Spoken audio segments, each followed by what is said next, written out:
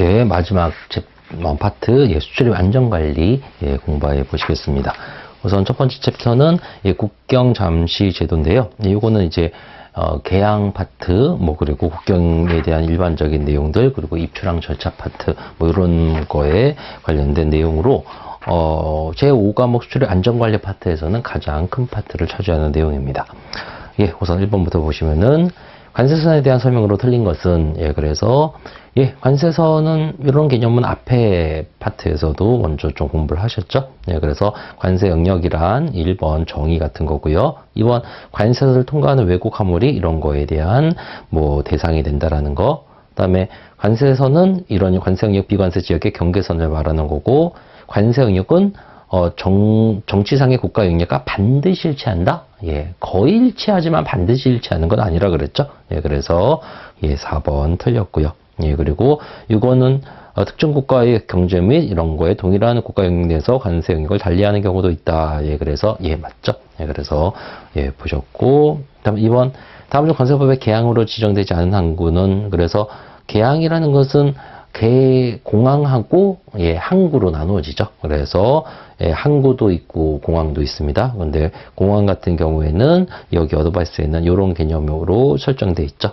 그래서 우리가 여러분이 생각하시는 그 개항이란 표현과 관세법상 개항이 거의 같은데 조금 다른 경우도 있어요. 그래서 요거 한번 쭉 한번 살펴보시면 되겠네요. 근데 여러분이 귀에 익으신 항구라고 해서 다 개항은 아니죠. 그래서 서귀포항 이렇게 보시면 되게 귀에는 익으신 항구인데 관세법상 개항은 아닙니다. 그래서 제주도에는 제주공항과 제주항 그 두 가지만 개항이죠.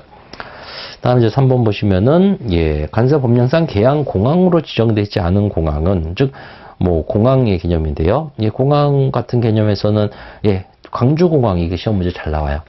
그래서 광주공항이 있긴 한데 관세법상 개항은 그 옆에 있는 무안공항이 담당을 합니다. 그래서 광주공항은 관세법상 개항은 아니다라는 거, 이런 거 체크해 주시고요. 다음 4번 보시면은 관세법령상 개항 지정 요건의 설명으로 틀린 것은, 그래서 개항 지정 요건이란 거는 말 그대로 어떤 일정한 어떤 자격 조건, 요건이 돼야지 개항으로 된다라는 그 개념인데요. 그 요건에 관련된 시험 문제죠. 그래서 1번 보시면은 이런 법에 의해서 항시 출입할 수 있어야 되고, 국제선과 국내선이 구분되어 있어야 되고요.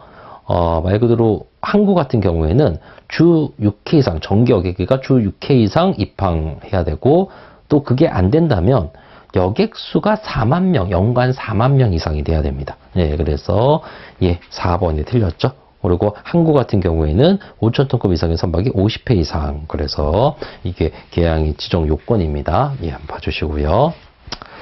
다음에 5번 보시면 개항의 특징으로 거리가 먼 것은, 그래서 우선 입출항이 자유롭다. 당연히 개항으로 뭐가 들어가니까? 외국 무역선이 들어가니까. 다음에 2번 보시면은 이런 절차상의 필요기간, 세관 및 유관기관이 상주하고 있다. 맞죠. 그래서 세관, 검역소, 말 그대로 출입국 관리소, 사람이 들어오는 곳에 물건도 같이 들어오니까 그렇겠죠. 그래서 세관이라든지 출입국 관리소라든지 검역소라든지 그리고 방역소, 이런 데가 다 상주되어 있죠. 그리고 당연히 요거에 관련된 편의시설이 완비되어 있고, 보관 운송이 용이해야 되고요. 그리고 시설 같은 게 하역시설이라든지 이런 적재시설, 이런 게 잘 갖춰져 있어야 되겠죠. 다만 입출항에 대한 부담이 크다? 입출항에 대한 부담이 크면은 개항으로 될 수가 없겠죠. 그래서 5번 틀렸고요.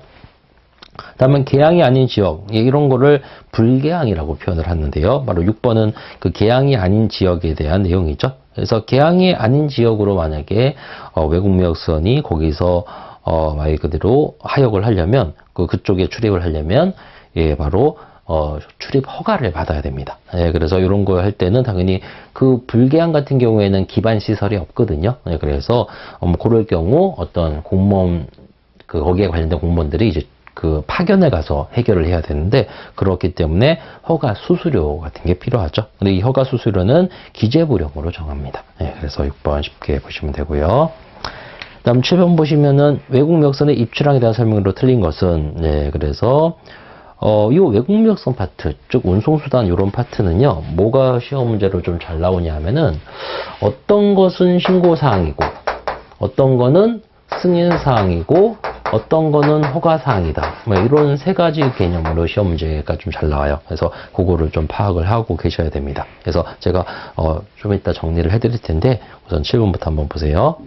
입장 절차에 대한 설명으로 틀린 것은 그래서 외국 묘소는 허가 없이 개항해야 하는 지역에 출입할 수 없다? 예, 맞습니다. 그래서 원칙적으로 외국 묘소는 개항으로만 출입해야 되는데 어쩔 수 없을 불개항으로 출입할 때는 허가를 반드시 받아야 되죠.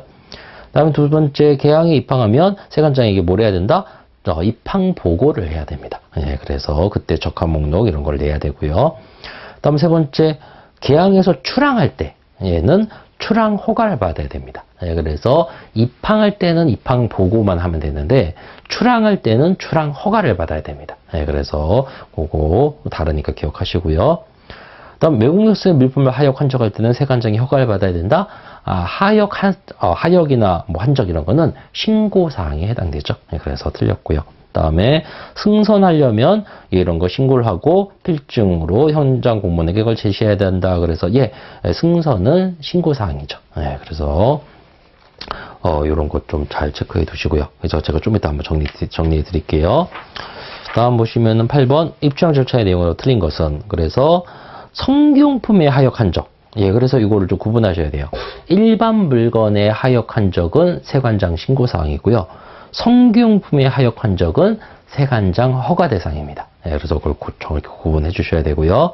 그리고 개항의 바깥에서 한적할 때는 어떻게 이게 바로 항외 하역 그거 말하는 걸로 예, 요거는 말 그대로 허가 사항이죠. 네, 그래서 그 불개항의 출입도 허가 사항이고 개항의 바깥에서 물품을 하역하는 것도 허가 사항입니다.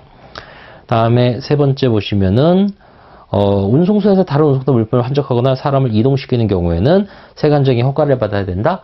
예, 요거는 신고 사항이죠. 예, 그래서 환적 이동시키는 경우 이런 거는 신고로서 하면 되는 개념이 있고요. 다음 네 번째 세관장에게 이렇게 승선하려면 이런 거는 신고사항 예 맞고요. 그리고 허가 없이 개항이 아닌 지역에 출입할 수 없다. 그래서 불개항의 출입은 허가사항이었죠. 그래서 요거 밑에 외국 물품의 일시항육 등 요거 한번 보세요. 예, 그래서 요런 세가 부두에서 일어나는 기역, 니은, 디귿 이런 세 가지 사항은 세관장에게 신고하면 되는 사항입니다. 예, 그래서 외국 물품을 운송수단부터 일시적으로 육지에 내려놓는다라든지 여객 승무원 운전자가 아닌 자가 타려고 한다든지 여객 승무원 또는 운전자가 아닌 자가 타려는 경우 그 다음에 디귿 이런 운송소의 다른 운송수단으로 환적 복합 환적한다라든지 이런 거는 다 허가 대상이죠. 허가가 아니고 제 말 잘못됐네요. 신고 대상입니다. 그래서 외국 물품의 일시항육 등 이런 세 가지 개념은 신고 사항이다. 기억하시고요.